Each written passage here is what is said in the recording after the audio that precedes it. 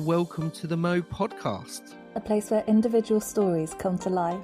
This is how we need to be communicating with people. This is how we support people's personal development. It's important to speak about people believing in people. The more you're able to let go of your limitation, the more you step into your power, your inner authentic power. Mo, a place for me, others, everyone. Hello everyone and welcome to the Mo Podventures podcast. Today I am joined by Charlie Hamilton. Basically, Charlie is a really cool person. She's joining us today and we're going to dive right in to all things faith, autism, neurodivergence, late identification and find out a bit more about her. Thank you. Yeah. So let's get straight into it. I'm aware that you are late identified neurodivergent and also work with other people who are also late identified neurodivergent, specifically women, and you help those people navigate the world, take up space, prevent burnout. And you mentioned first finding out that you were autistic whilst receiving treatment for your eating disorder 9 years ago and was known to be hyperactive as a baby, which we now, know it as ADHD. So obviously you bring that into your coaching approach, but could you talk to us about how you went about life before you were diagnosed and what that was like? Yeah, sure. A few things to really kind of sort of cover here. Obviously I personally don't think you 100% recover from an eating disorder. I think it's something that kind of sort of stays with you and leaves a legacy. So my eating has always been very disordered, and now, in light of my identification as autistic with ADHD, it has enabled me to kind of sort of see why my relationship with food is a challenge. So I had definitely a life of various presentations of eating disorders.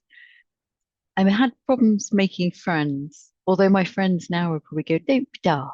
But I think it was about creating healthy friendship dynamics where it was balanced. I think there was always this sense that I wanted to give so much to my friends and it wasn't being reciprocated. And it just reminded me constantly of kind of sort of middle school. I suffered burnout very badly. I can think of at least 3 occasions in my life where it's been extremely uncomfortable, very, very physical, very, very emotional.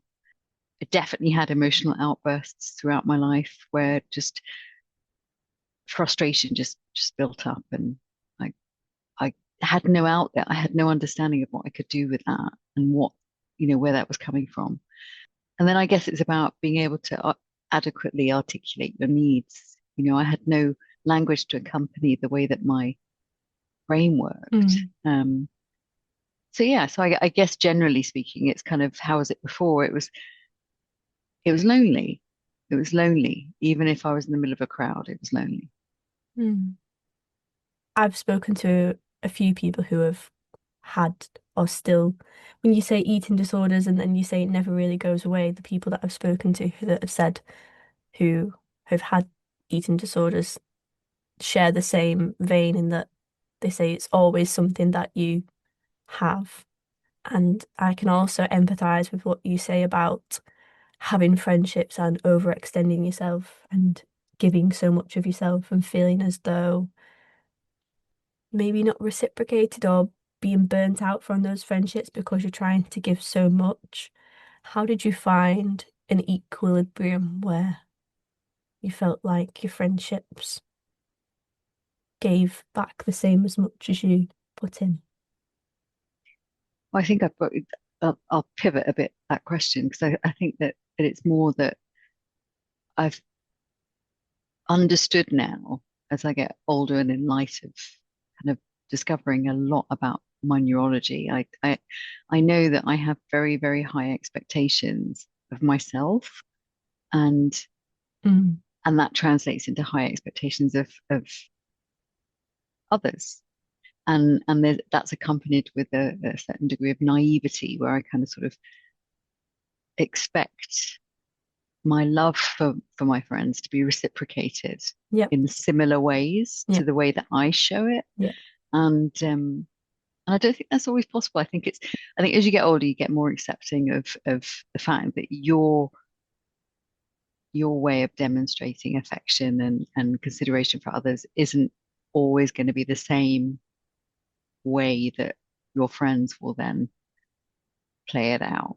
And I think you just have to get a little bit more comfortable with that. So I don't know if there is a balance. I just think that it's more that I'm more accepting now that I have quite firm ideas of what friendship looks like and what friendship should give and what, you know, I often would say that I was kind of sort of, I'm the person you could call at 2 a.m.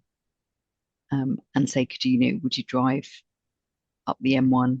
My car's broken down. Would you come and collect me? And I would. And like people go, oh yeah, but that's what you do for a good mate. And I say, no, that's what I would probably do for somebody I met last week in a conference. This is the problem. It's not having, yeah, I suppose it relates also to the idea of this boundary setting and you get better at it the more you understand yourself, you understand how you go about navigating life and how your neurology impacts that. So yes, it's all wrapped in self-awareness, I suppose. So yeah, balance. Don't know if there is a balance. I just think that you get more. Yeah, your personal boundaries are firmer. I think as you get older and more aware of what it is to be autistic or have ADHD or be more widely neurodivergent. Yeah. So this is probably more of a question just based on me wanting to understand because I'm probably a few steps behind you in navigating friendships, in that I often also overextend myself. And I'm just curious as to how you make peace with that and how do you accept the ways in which your friends show up for you? Like how do you think your friends show up for you? Because obviously it's in a different way. I think I can go quite quiet. Like I think now we're so reliant on digital communication methods that you expect everybody to be at the end of your index finger. But I can go quite quiet, and that has a lot to do now. I understand a lot to do with the way that I process information and I retain information. So I can get really hyper focused, and that can actually sort of manifest as a whole period of time in my day or my week or my month, and I will be oblivious to the outside world. It's like I'm just so in my zone and so totally in flow that I forget other people. And it's not because I don't care about them, because I do. I profoundly care about people. I'm very, very sensitive about protecting and caring for the people that I consider friends and even acquaintances. Yeah. So I just, how do they show up? They show up usually when I reach out. They're there. They're there to talk. They're there to hear me, to affirm me. And I think they've just always accepted that, yeah, my true friends have just always accepted all the little quirks, all the idiosyncrasies, all the things that I do that raise eyebrows, and they adore me for it. And I think when you're surrounded by that kind of that love and that affirmation, it's really hard to kind of sink into a pit of self-pity because you're being bolstered by your friends. Yeah. I do have the disadvantage of the fact that I've spent most of my life traveling all over the world. So my friends are based, I would say my closest friends for the most part are based abroad. So I've I've always had a bit of this, kind of at a distance relationship with them anyway. And then I think as you get older, you've got families, your kids and stuff, you Yeah. just, you're busy, aren't you? Everybody's busy. Yes. So yeah, so I think if I were to give you any advice on how to navigate those friendships, I think it's just do the work on yourself first. Try and understand what works for you. Try and understand what reasonable expectations look like of others, because I think often we want others to do what we would do, and sometimes that's not fair. That's not reasonable. Yep, very profound. I've got lots to learn.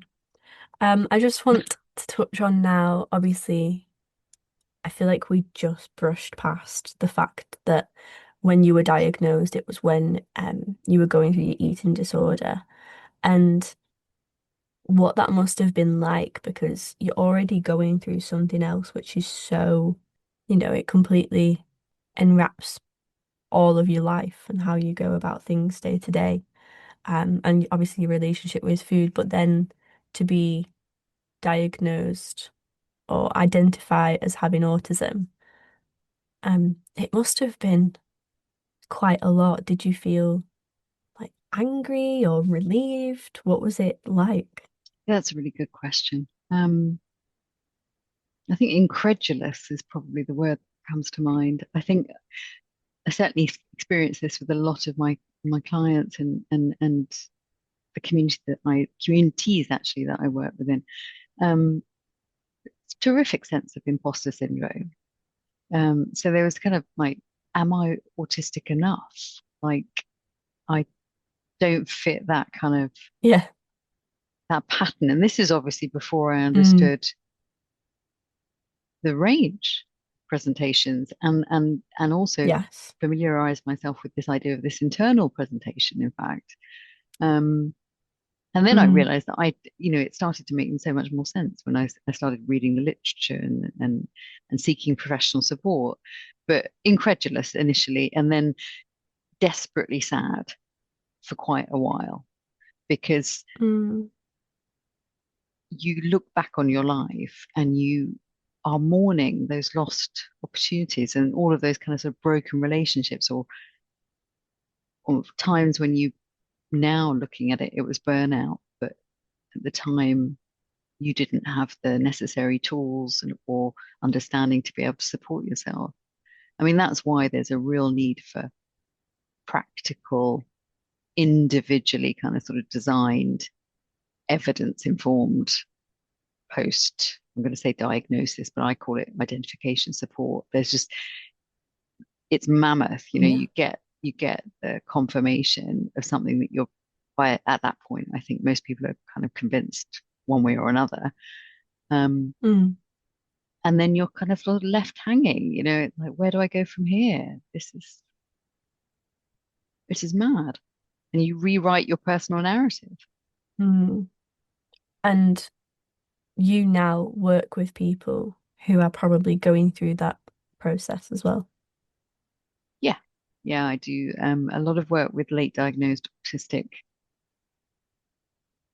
ADHD, or combination. I mean, we've discussed in the past that I don't think that people are singularly neurodivergent. I think there's this kind of this your personal kind of mix of all sorts of stuff going on.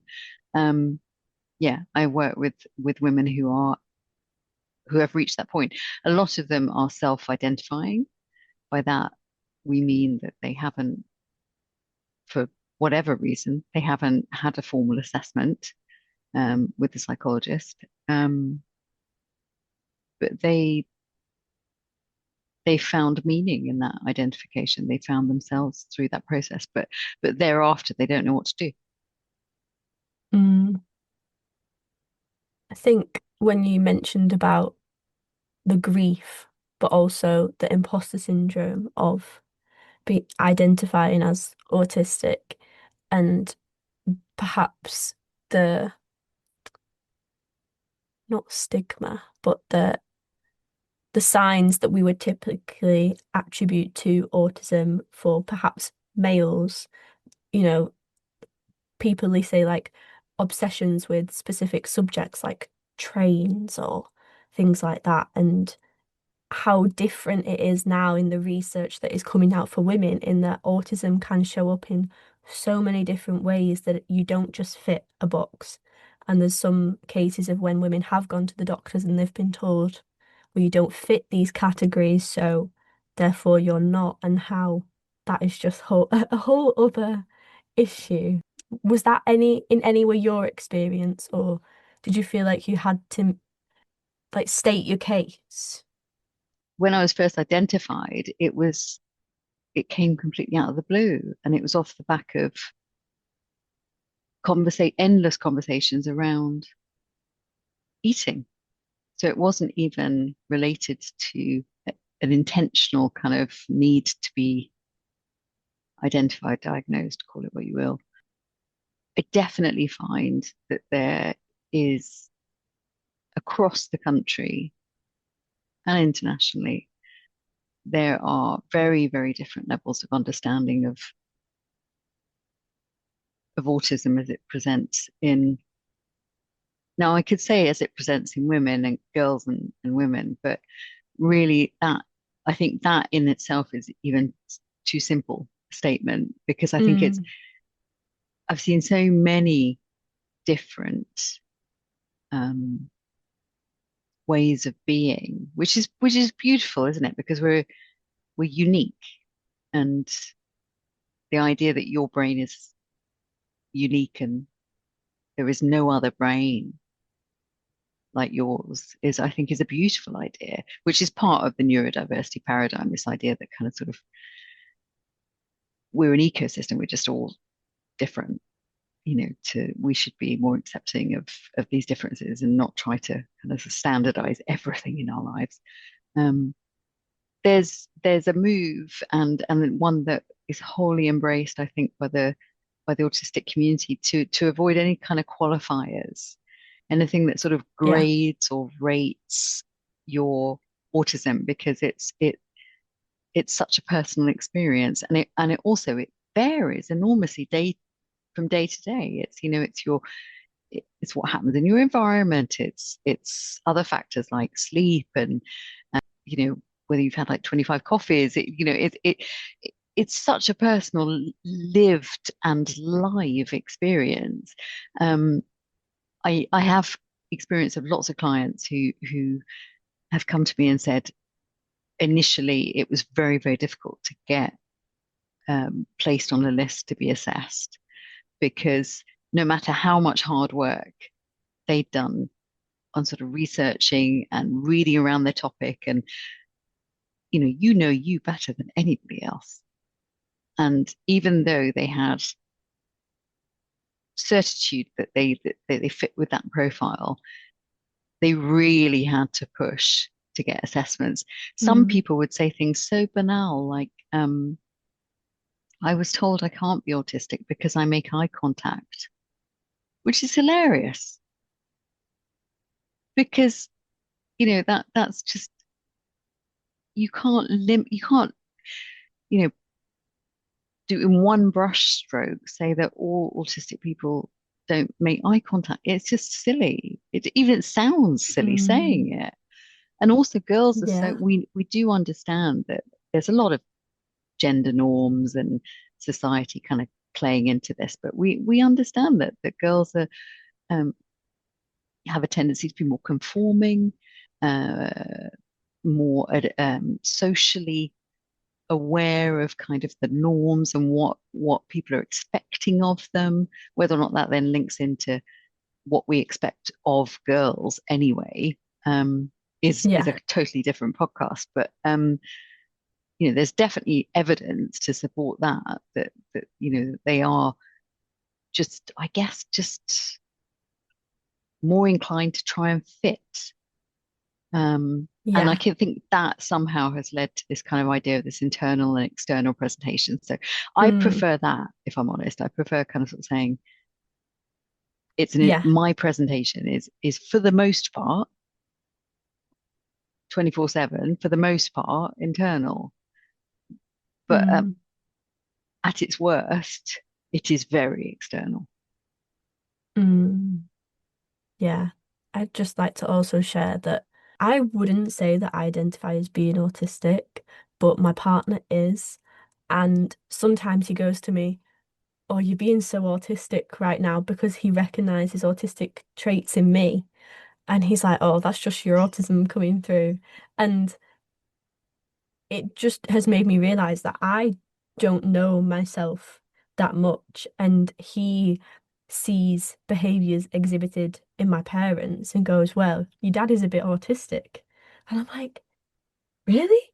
And it just shows the level of education um, that's lacking and also needed. And just to touch on your point when you said that one of the people that you know had that sweeping statement of you do maintain eye contact and therefore you can't be autistic. I think this could probably be a paper that you could write in, how they are received in getting their identification from health professionals is one of the biggest factors in how they then go on to identify.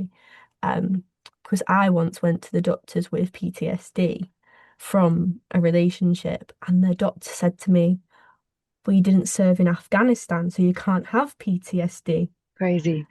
And but then I've had so many other fantastic, you know, conversations with health professionals about female health, which have been male, and they've gone, "Why have you Mm. been putting up with this for so long?" But it is that initial conversation that you have with your GP or whoever you decide to turn to talk about these things that is so integral to how we perceive ourselves. And for example, like with anxiety and depression, you literally take a tick sheet, don't you? And you say, you know, you get a little score. And I don't know what it's like, the autism diagnosis.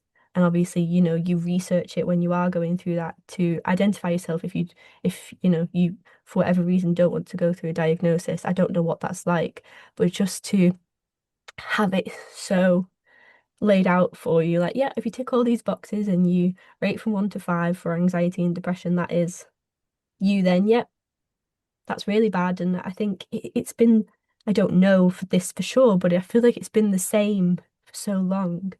And I'm not sure how that reflects with getting a diagnosis for autism, but if there's a sweeping statement of you maintain eye contact, so therefore you're not, it just seems like an absolute minefield. Yeah. Well, I mean, I'm glad that you're open to considering how your brain works, because that essentially is that is understanding your neurology, what how you process information, how you navigate the world. I mean, I think that's fabulous.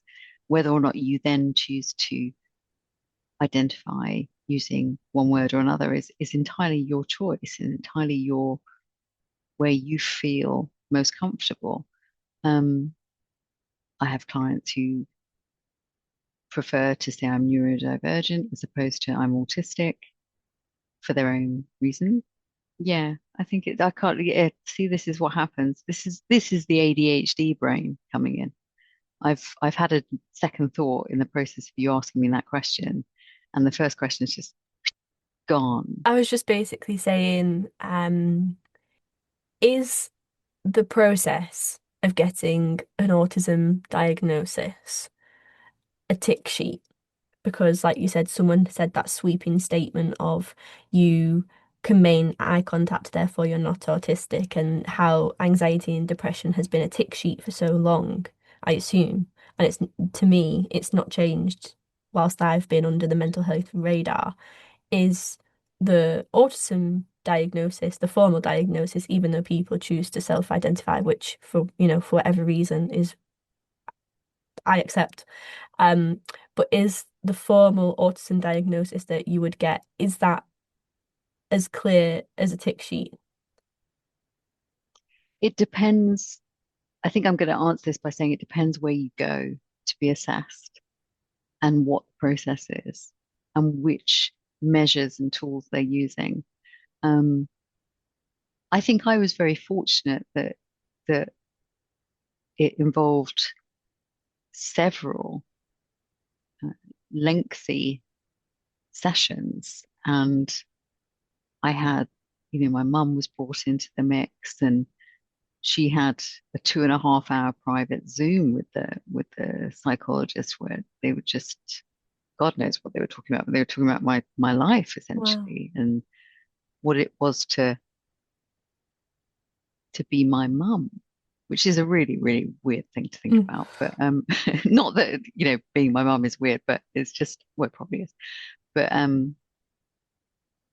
Yeah, I know what you mean. I can imagine it was kind of it could be really Mm. traumatic, because if you've had a really difficult Mm. time, like my mum was very young when I was born, and then as I said in my blurb, that I was hyperactive and simply didn't sleep um, for any significant length of time.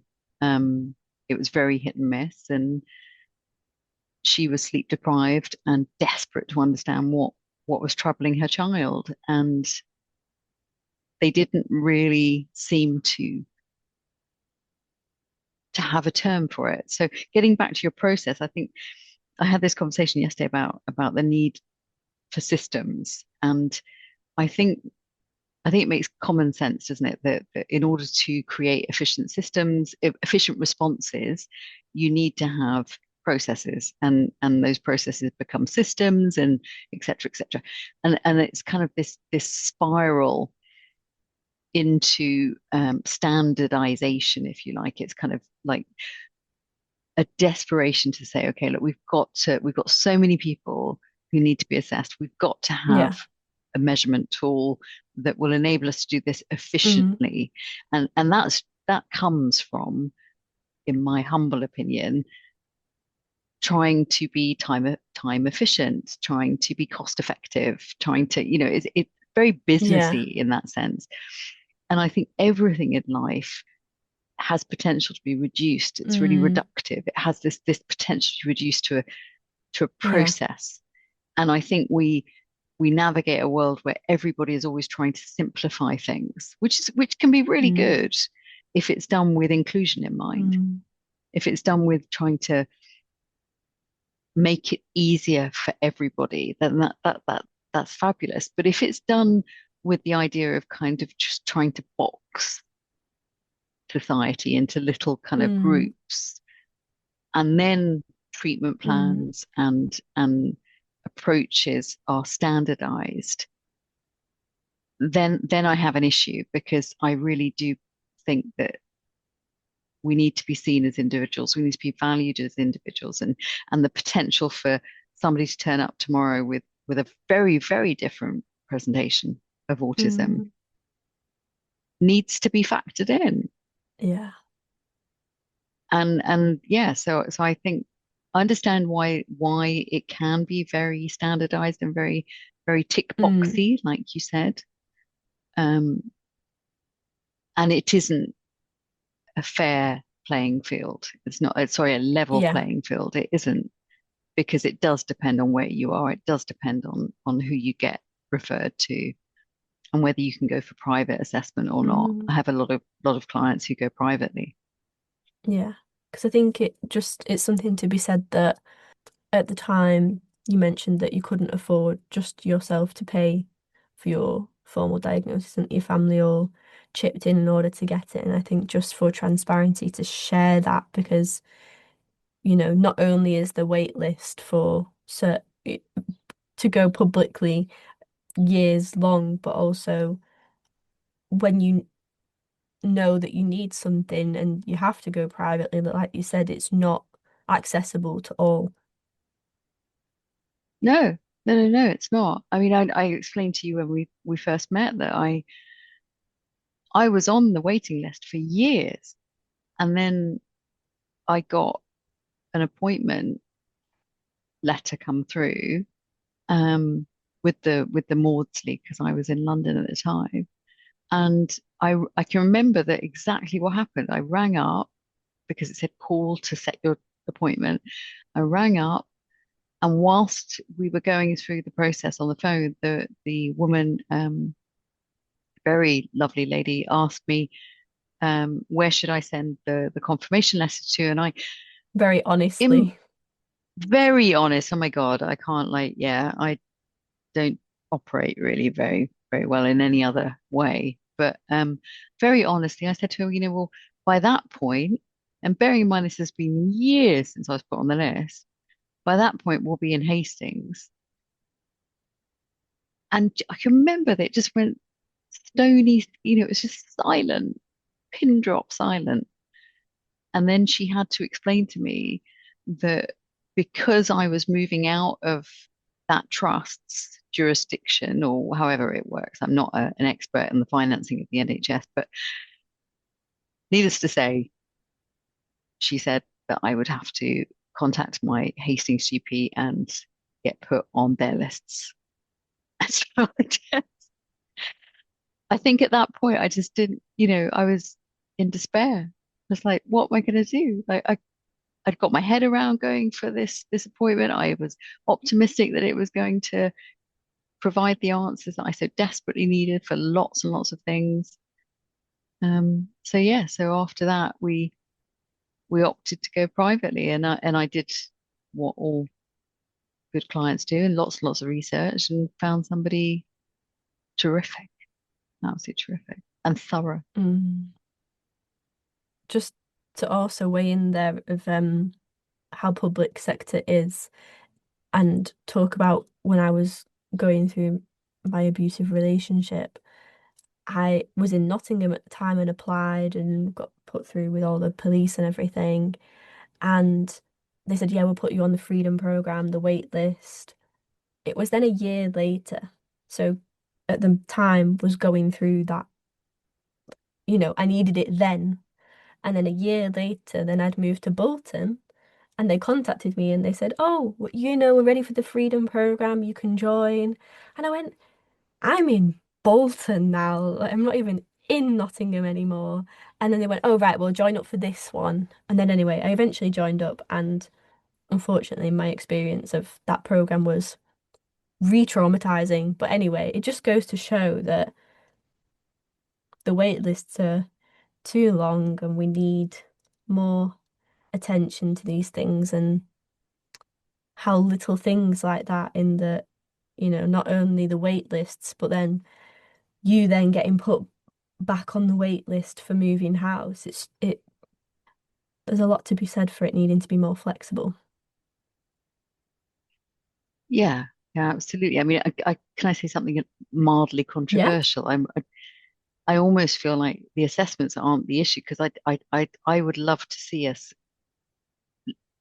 be a society where we didn't need to go for Yeah. assessments, where there wasn't this need for formal kind of sort of pieces of paper that stipulate what's, Mm, in inverted commas, what's wrong with mm, you, in order for you to be able to access mm.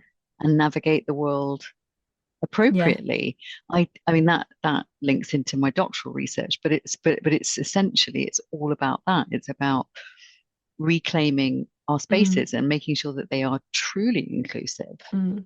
So you don't need to keep having to Prove go yourself. to different departments and I mean, goodness me, the amount, like in one week alone, the amount of times I have to fill in forms that say, tell us about your accommodations. Tell me, it's just like, I shouldn't need to tell you this stuff. There's enough, enough of us out Mm, there for this to become your default yeah. modus operandi. You shouldn't need to ask. I mean, obviously it's nice to be asked.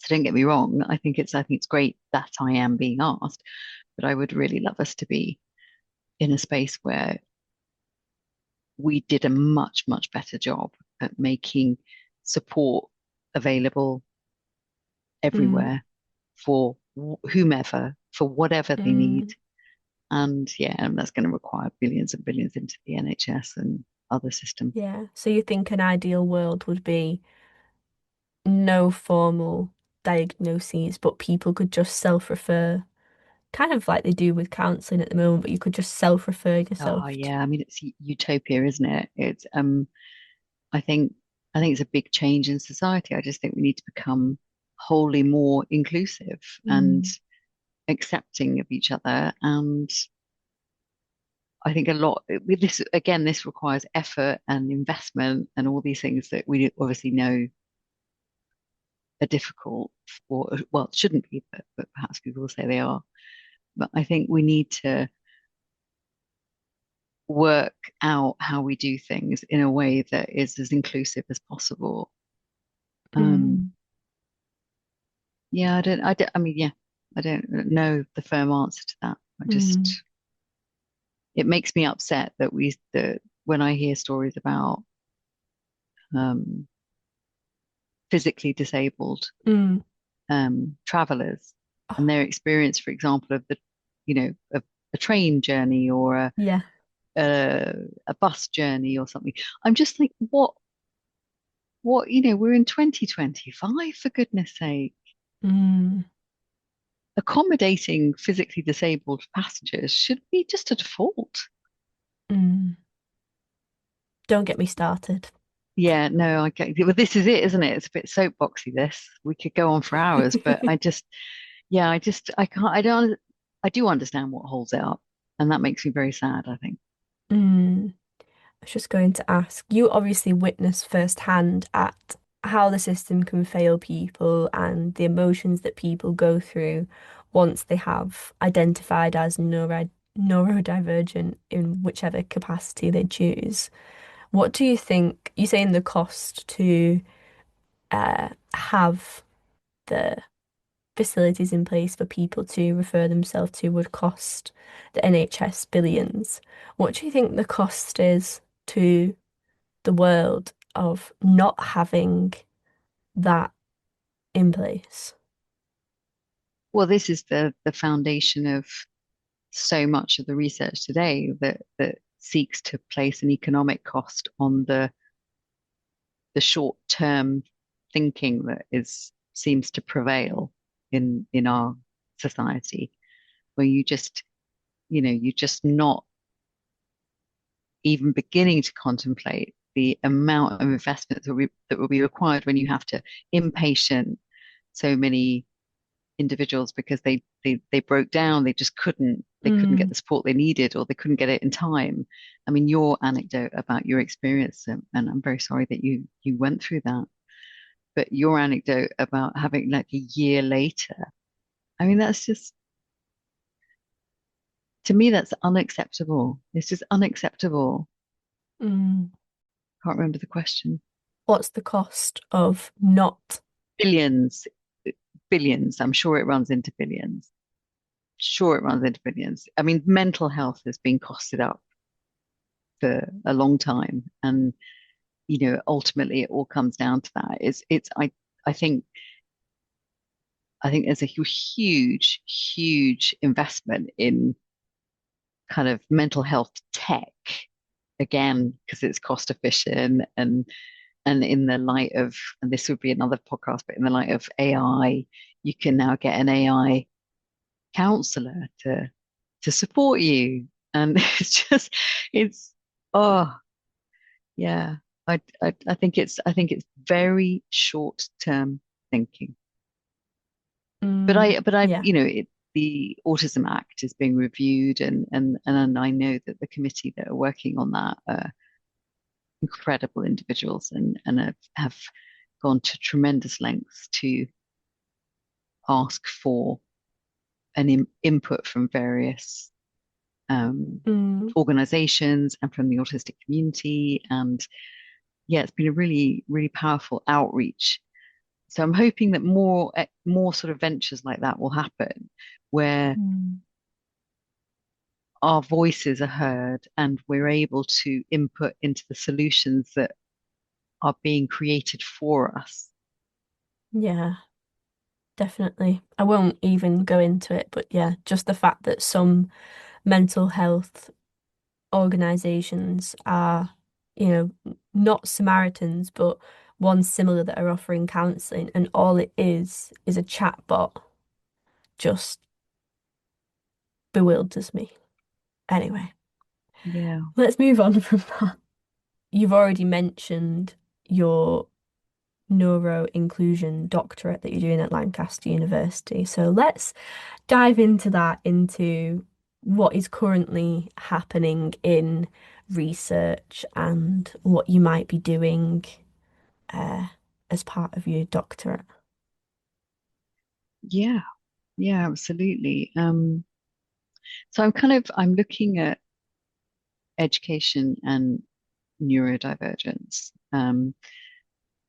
But more specifically, looking at the way that, in the first instance, business education, so call it business schools for this podcast, business schools create inclusive learning spaces, teaching and learning environments, and that covers all aspects of what they do. So it's how inclusive are their pedagogical approaches, how inclusive is the physical infrastructure, how inclusive are their policies, how are their teaching methods adapted to accommodate different ways of being.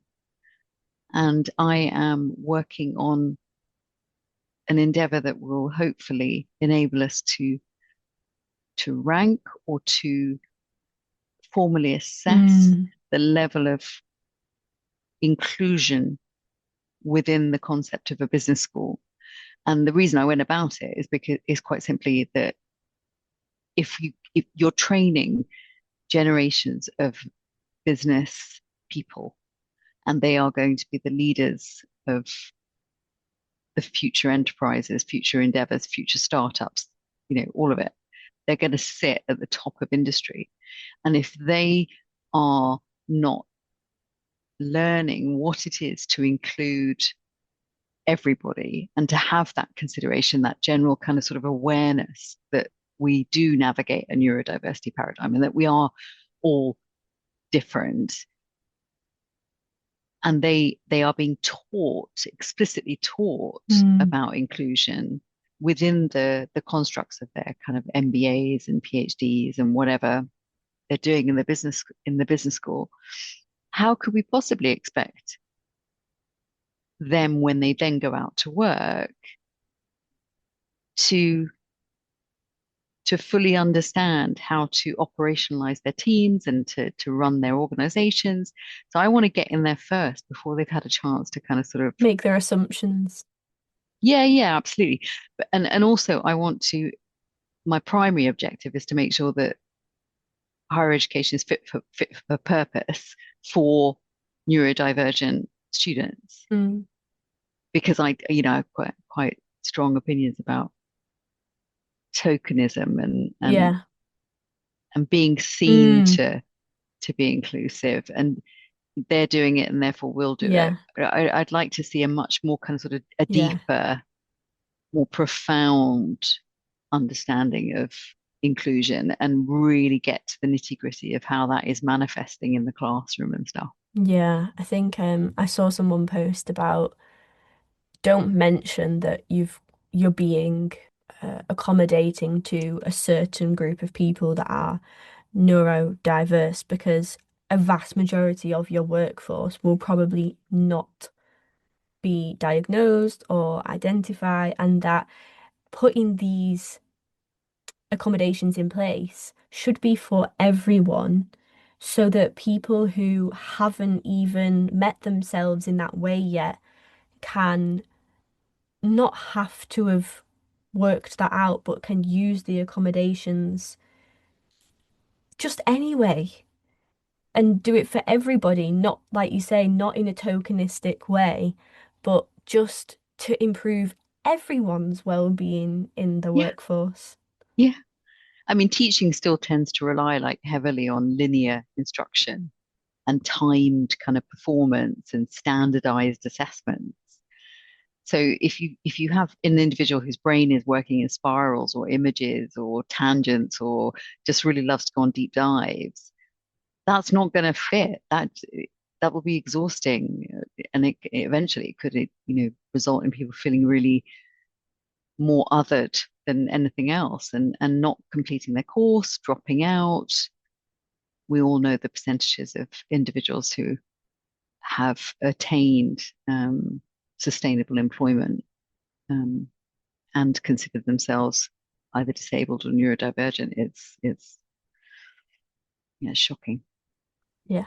I think maybe there's probably a stat out there to say what you've just referenced about people who are neurodivergent and their ability to hold down a long-term corporate job, but also I wonder if there's a stat over how many of those people work for themselves or have gone to that just to set their own boundaries. I've not mentioned the fact that your experience with university and that you couldn't cope with or you never managed to cope with the red brick environment. And then you obviously obtained your undergrad in English at the Open University, which, for people that might not know, is an online university, and then followed that with your master's in applied positive psychology and then coaching psychology part-time at the University of East London.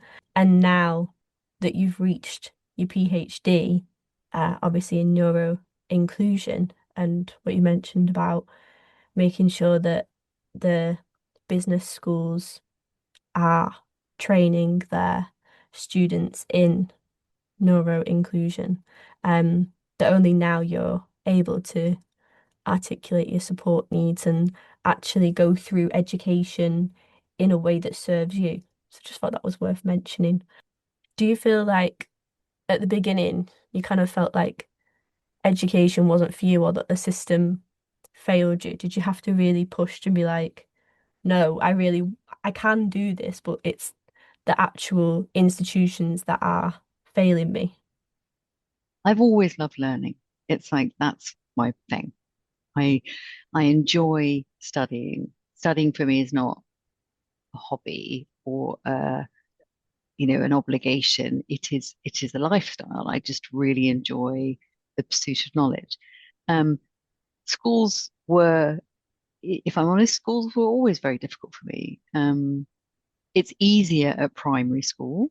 I went to an absolutely tiny little village primary school, and I think my primary school experience, other than um, being really aware of my difference, I went through primary school thinking I was part of a fairy population that, or some kind of mystical group of individuals because I just couldn't work out why these kids were doing what they were doing.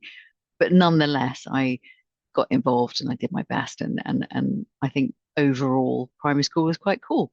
But then I got to middle school and secondary, and it was a disaster from there onwards. I was going through puberty. I was obviously growing into my neurodivergent self without actually knowing that that was happening.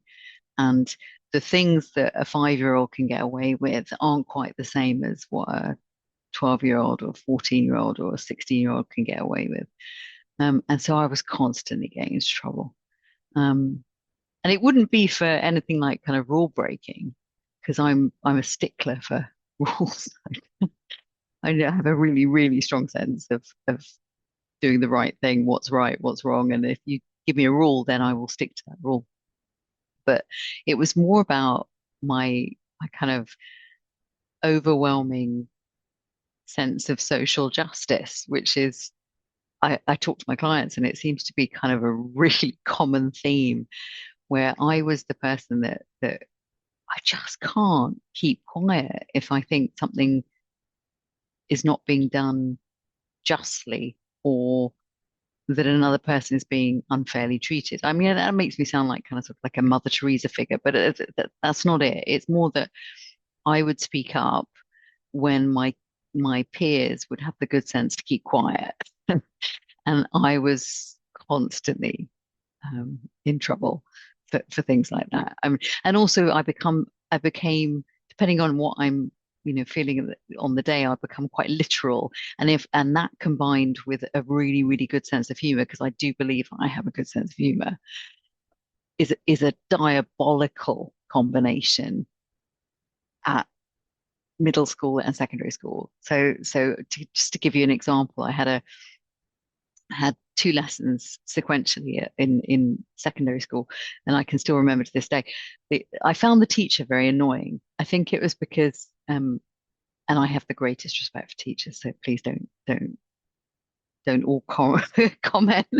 But I had a teacher who I can remember when she spoke, she salivated quite a lot, and that was just one of my big issues is, and this will get your audience going, is with any sort of bodily fluids. I mean, if someone's sneezing on the tube, I'll get out my tissues and literally offer them a tissue.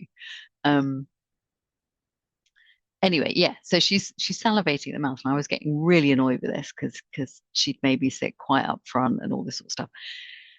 The lesson before, we had started to broach this idea of you shouldn't believe everything that you read. You should develop your critical awareness, your understanding, your analytical skills, and you kind of sort of need to step back from stuff and really kind of question it. And then we went straight into history, and with this particular woman, and we were doing World War II, I want to say maybe. And anyway, we're reading through this thing, and she's reading and spitting all over me, and then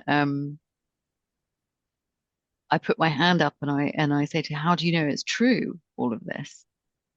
And she said, "Well, it was obviously true, isn't it?" And I was like, we've just come from a lesson that says you shouldn't believe everything we read. And I pushed it a little too far, but it was inside, I was laughing myself to bits, but it just, I think, yeah, I was promptly removed from the class. So, it can get you into trouble, really. But school was not a great experience. I don't think I can honestly say that I have massively fond memories of the British education system. I think it's rare, but I think that type of behavior within businesses and work, within the right culture, are welcomed. Mm-hmm.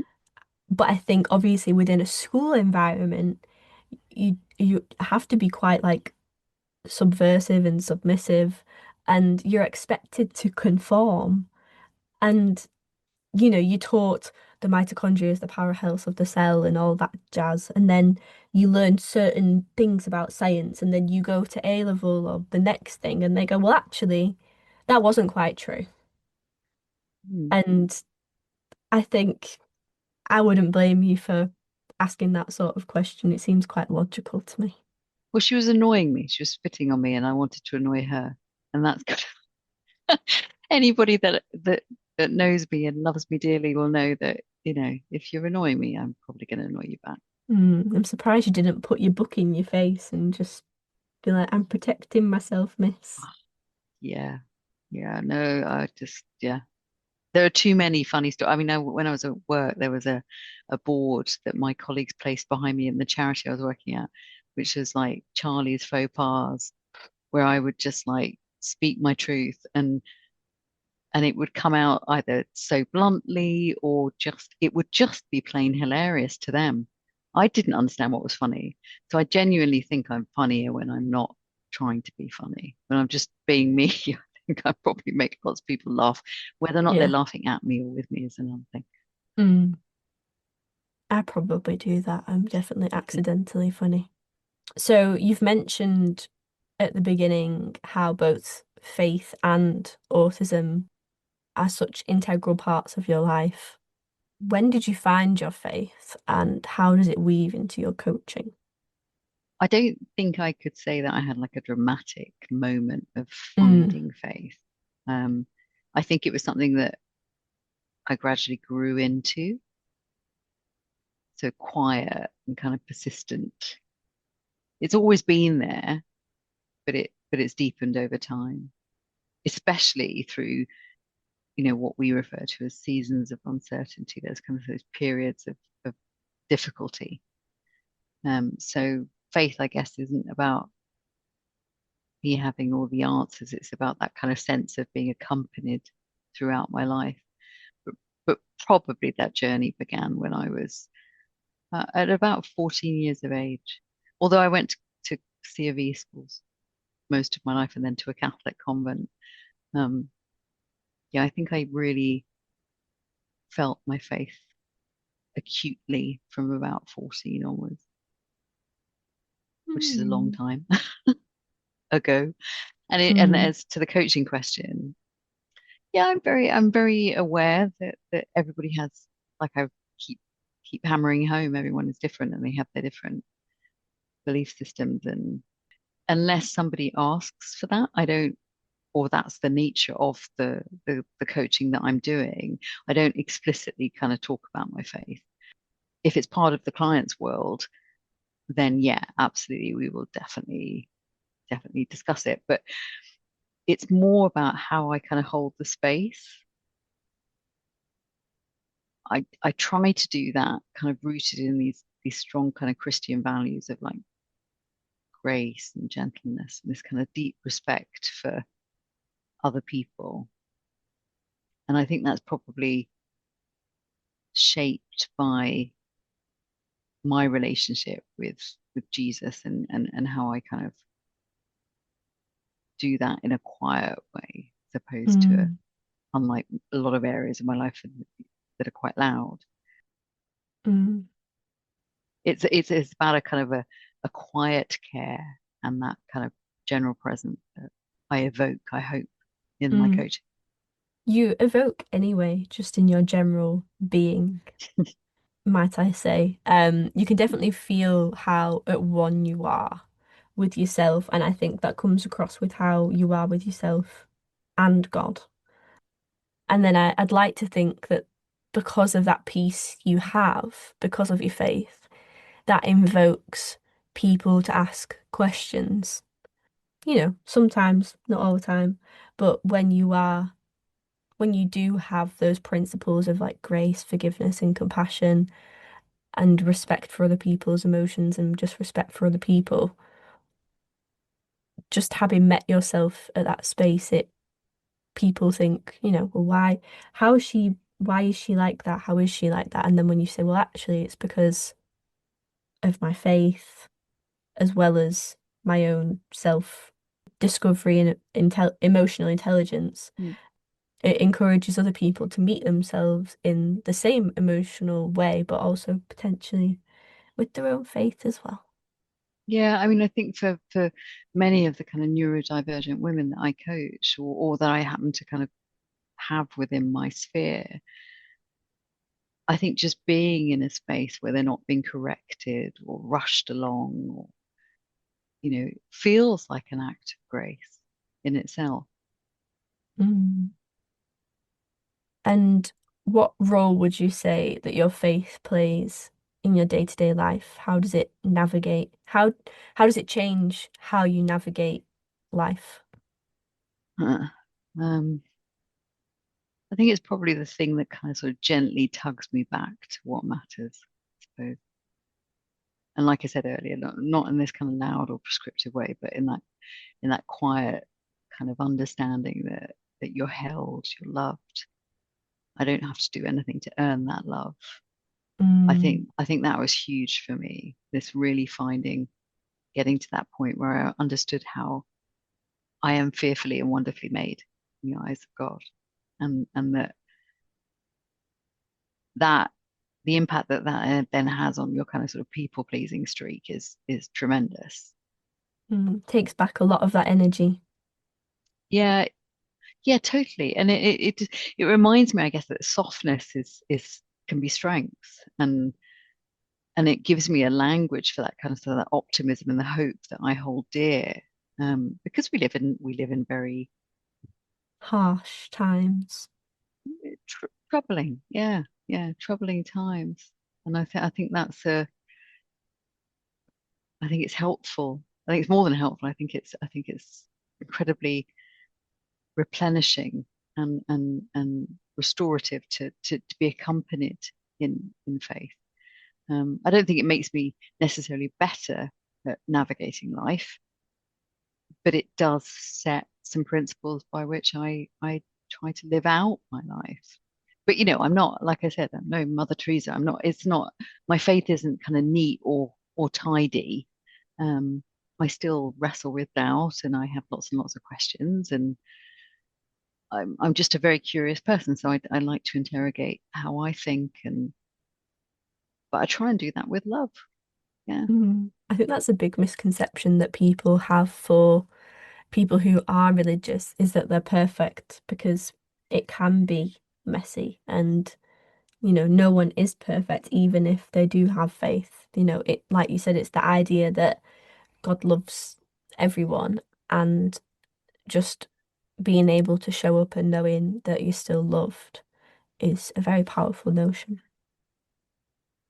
Yeah. One thing that we've Exactly. not even touched on is the fact that you had an accident and had to learn to walk again. So yeah, we've not even touched on what you've described as post-traumatic growth. There's so many questions, but just talk me through what that time was like.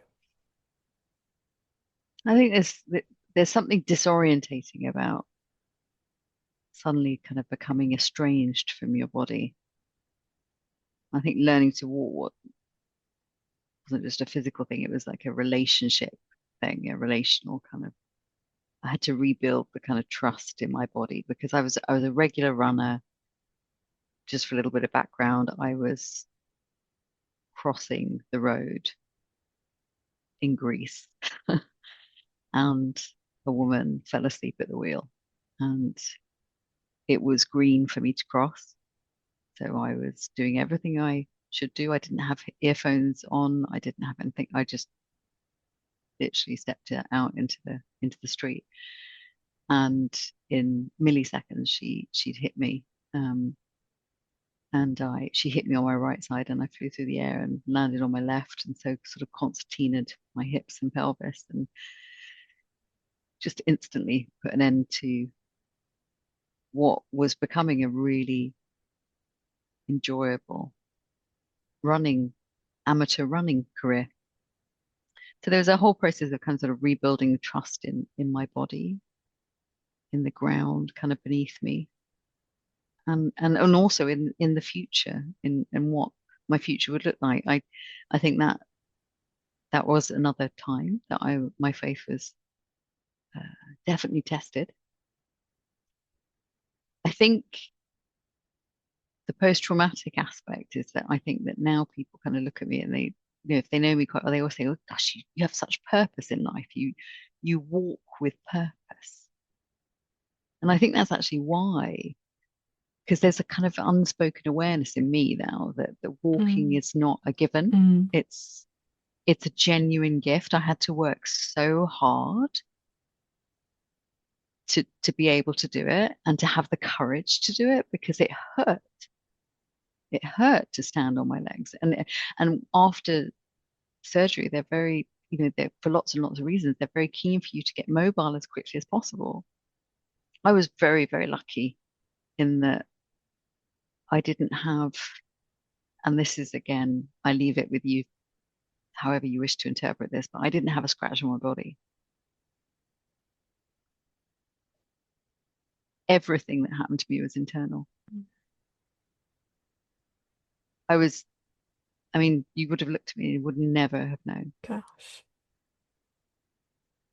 I didn't have blood on my face. I didn't have anything, which to this day is just, I think is extraordinary. I mean, there's lots of people that, kind of have theories of how that happened, but anyway, post-traumatic growth is that kind of that life disruption that then provokes a kind of a catalyst, I suppose, catalytic effect. So you've got that kind of meaning making and this really powerful reorientation of kind of your values.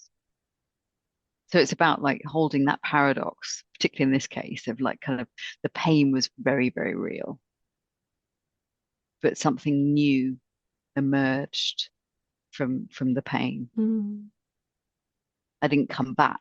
I didn't like wake up and get treated and then come through the process the same person. I no, I didn't come back the same, but I also didn't come back less than. Mm.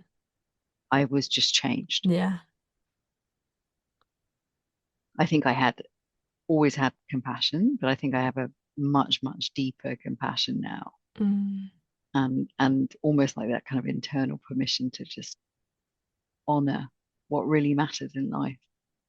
One of the first things I did was the woman who'd obviously hit me accompanied me from the minute she hit me. Essentially, she stopped the car and she, from what I've been told, she was by my side for hours. And she only left the hospital when I said to her, "It's okay. It was an accident. Mm. I forgive you. It wasn't your fault."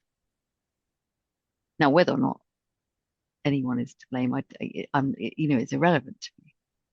But the idea that she thought you know, she'd done this terrible thing, and I thought, you've got to live with all of Mm. this. You've got to go home and process this, and I've got me to concentrate on, and I'm not going to harbor any ill will towards you. Mm. It sucks, big time. And I think that was a really important thing as well. Forgiveness, which again links in very much to our conversation about my personal faith. Yeah. I just want to say, I obviously want to just say, like, I'm so sorry that that was something that you went through, but also it sounds like, when people have said you walk with purpose, it really has given you a new perspective on life and made you who you are today. Mm, I think so. And when you've mentioned post-traumatic stress, not post-traumatic growth, you said that you often sometimes also work with coachees who go through that once they've had they identify as why can't I say it? Neurodivergent, and that they then go through post-traumatic growth in that they reckon that like they're in pain, but you really champion them to not diminish that whilst recognizing the adversity, but seeing that as, like you've just mentioned, a catalyst for change. Yeah, I think when I coached neurodivergent women, and to be sincere, they are, for the most part, they are autistic or have ADHD or a combination of those two. It's unusual that I would work with clients who identify as neurodivergent off the back of their dyslexia. They don't seem to come to me. They might go to someone else. So I just want to clarify that with the type of client that I work with. Yeah, some of them certainly have experienced kind of what I would say was medical trauma, autistic burnout, which has its own manifestations and treatments and profile, relationship issues, huge ruptures. And that's also combined with like decades of often of being misunderstood. So I find that if I approach that kind of relationship and the way that I support them through that lens of post-traumatic growth, I guess it kind of like gives me a language for the complexity of what they're feeling, what they're experiencing. Mm. And the nice thing is that it doesn't kind of rush anybody to like find their Mm. story or their silver lining. It Yeah. it it kind of starts as the kind of, you've got this diagnosis, or as I prefer, been identified as, what's changed in you because of this? What truth has come out of this experience Yeah. that you now get to live by and live Mm. fully by? So I think that lens of post-traumatic growth allows my clients to kind of reclaim the authorship Mm. of their life narrative. That's really lovely. That concludes our very, very serious questioning. But is there anything else that you'd like to add? I think neurodivergence, like to understand that is just all it's trying to do is like kind of propose to the wider population that there isn't a standard neurology. Mm. You know, there isn't, and yet our world is designed to kind of sort of measure humans against this standard. But the truth of it is that loads of us are just navigating this world with a different way of thinking. So my final kind of like my message would be just don't make any assumptions about another person's experience or understanding of the world. Just don't assume. Ask them. Yeah. One thing we haven't touched on is the fact that you said, or rather asked the question, that you don't need to be neurodivergent yourself in order to coach neurodivergent people, or do you? I think I think it's a hot topic. I think lots of people are taking courses and qualifications in order to become more informed. I operate on the basis of transparency. So I think it's really important that you don't convey a, a sort of false message that if or rather spin it and that you're being very open about your experience. So if you don't have lived experience of neurodivergence, then make sure that that is explicitly stated to your client if they've approached you for coaching to support their neurodivergence. I think that's really important. But I'm not adverse to great coaches, regardless of their neurology, coaching autistic women or whomever, because it will very much depend on what they've gone to coaching for. I think it is challenging having conversations with your coach about your experience of the world, say in my case as an autistic woman.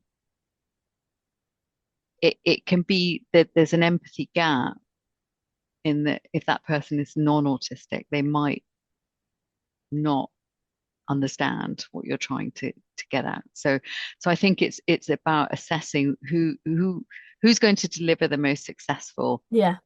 coaching to me. If my issue is time management, then and it's only time management, then probably, I could get support from a huge range of individuals with a huge range of experiences. And it's about me doing the research and trying to find the right one. But I think, yeah, if I'm going to be understood fully, or at least as far as is possible, I think I would probably go to somebody who had that lived experience. But it's not always possible. So my firm answer is no, I don't believe that they can only be coached by. I think it's about the coach and their investment in becoming very aware of reading around the subject, getting as much experience with those who are living with neurodivergence. If you want to help somebody, you do the work. 3 final questions. Very Okay. Nothing serious now, I promise. What's your typical coffee shop order? Flat white, oat milk, 1 shot. And do you brew your own coffee at home? For me, it's more about the taste got to be right, and it's the kind of, like if you said to me, what's your preferred kind of beverage? I'd probably say it's like instant coffee, but it's got to be a certain like medium roast. I want it with lactose-free milk. And I'm very funny about like sugar, so it would be like 1 brown sugar cube. Okay. Which is quite, I think that kind of like tell me you're neurodivergent without telling me you're neurodivergent. I mean, classic, I like that though. Yeah, it's kind of I'm good with routines. Like my coffee. And what would be your death row meal of choice? Oh dear, this is going to be on the internet forevermore. I would have a pot of tea and cheese on toast. And I'm going to say from the home front tea room down my road. because I have my favorite thing in the world is to have cheese on toast, but I only have it there when I'm at this tea room. And that would be followed by a massive, like probably the entire thing actually, slice of moist carrot cake with loads of cream cheese frosting. You're a girl after my own heart. Yeah. So there's a lot of carbs going on there, but I mean, I am on death row. Carbs are life. I have carbs anyway. It doesn't have to be death row to you to tell me to eat carbs. Yeah, that sounded so kind of like, oh my gosh, South Beach. No, I also like cheese and pickle. Branston pickle. Yes, love anything pickled actually. Gherkins, beetroot, red cabbage. And what are you currently learning? Oh, currently and will forever be patience. I am learning that what we kind of assume is arbitrary is, in fact, like a really long period of training and preparation for our calling. I love that. I feel like that is such a great place to end. Thank you so much, Charlie. Thank you so much for giving so much of your time. It's been an absolute pleasure. Likewise. Thank you very much for your time.